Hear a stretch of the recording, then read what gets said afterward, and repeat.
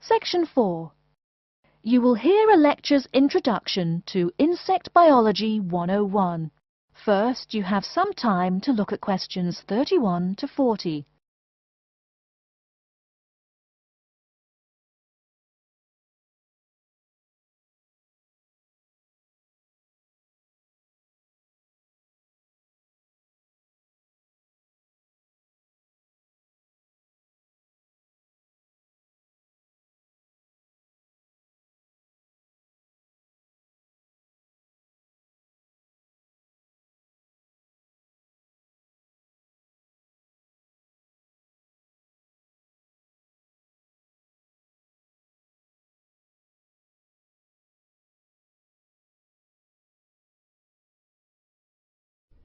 Now, listen carefully and answer questions 31 to 40. Good afternoon and welcome to Insect Biology 101. I'd like to begin this course with a few remarks about good insects and bad ones. Bugs are all around us, and that's both a benefit and an annoyance, sometimes maybe even serious harm. First, let's talk about the good things that insects do for us. Probably the most important insect for humans, and maybe for all other life, is the bee. Bees help plants in the process of pollination, and thus are necessary to most flowers and fruit-producing trees. That is, they carry pollen from male flowers to female. If it weren't for bees, we'd have very few food plants and no fruit either. In fact, there would be no we. No less a thinker than Albert Einstein pointed out that, without bees, humanity would be dead within a year or less. We'd starve. It's that simple. That should maybe make us just a little humble. A little less dramatic is the fact that bees also make the honey we eat. Moreover, they produce beeswax, which is useful in candles and is also used as a first-rate furniture polish. Sure, these may not be vital to our lives, but they can serve as reminders of how important bees are. That's a point I keep coming back to in this course. Though, in all fairness, I should point out that butterflies aid in pollination as well as bees.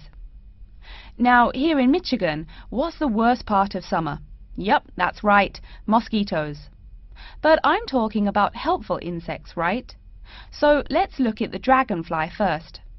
If there were no dragonflies, there would be even more mosquitoes. Dragonflies mainly eat mosquitoes and also a few other insects. Yes, that's right.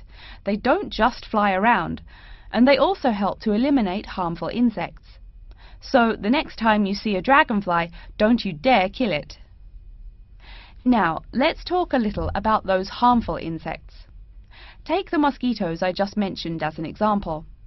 Not so many years ago, mosquitoes here in America weren't just annoying, some were even deadly.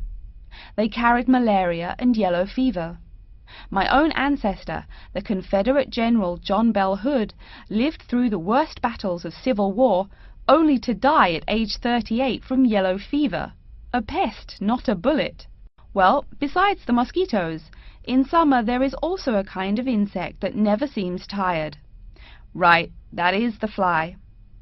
Before I go on talking, I must mention an African fly called the tsetse fly, which feeds on blood and can cause serious diseases in the people and animals that it bites. Besides, it is still a bearer of sleeping sickness, which affects around 300,000 people every year in Africa, and can be treated only with toxic drugs that are hard to administer. Worse still, the drugs sometimes don't work. Other insects, of course, destroy food crops. In China, for instance, locusts continue to be a danger to the harvest in some areas. Less important, but still annoying, moths eat people's clothes and dust mites slowly destroy carpets. Worse, but still in the home, termites or white ants eat wood, the wood of your house. If they are not stopped, they can eventually destroy the whole building. Usually they seriously damage a building before anyone even notices them. So, as we all know, insects can be a real trouble. So, what to do? You can go ahead and start killing harmful insects.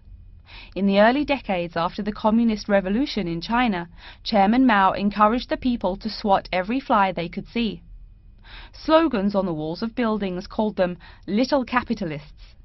But flies reproduce too quickly for this to be a long-term solution. For some decades in the West, to kill insects with chemicals seemed a good remedy. Unfortunately, chemicals can only be used in a limited area for a limited time. It's a small-scale solution. The insects come back. Worse still, some of the poisons used, like DDT, were found harmful to the environment. Many kinds of wildlife, like hawks, were harmed. And people in chemical-using rural areas have one of the highest rates of liver cancer in the world. It's no secret that chemicals remain harmful to humans. Like all species, insects adapt to their changing environments at an amazing rate. When a new chemical is introduced to their habitat, the insects that survive are generally the ones with some way of resisting the harmful effects. They then breed with the other survivors, and just like that, insects become resistant to most poison in a few generations. An insect generation, remember, is a couple of months at most. So again, we have to ask, what to do? Well, there are biological solutions. Some of these are pretty simple. One is destroying the insect's habitat. You take away their home or food. Cleaning your kitchen is the best way to prevent roaches. No garbage, no food. Getting rid of marshes and swamps eliminates mosquitoes. Other solutions might include bringing in dragonflies or bats in areas where mosquitoes are many. This is a cheaper alternative to chemicals. Biological methods like this also bring no extra pollution to the environment. But you have to be careful. If you change the environment too much, you might be hurting other forms of life accidentally. One recent method of controlling insect populations involves interrupting their breeding cycle. What does that mean? It means birth control for bugs. Insects are provided with food that makes them unable to reproduce.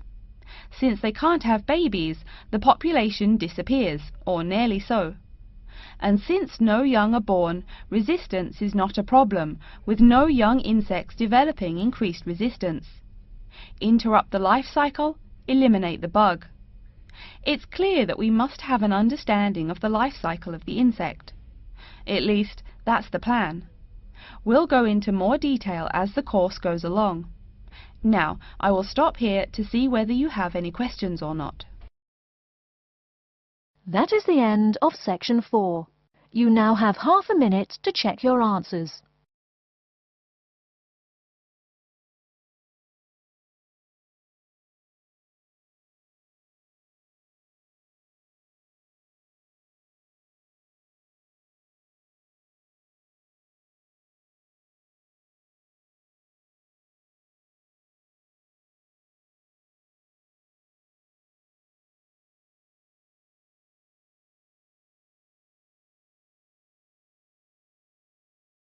That is the end of the listening test. In the IELTS test, you will now have 10 minutes to transfer your answers to an answer sheet. Please wait for the answers.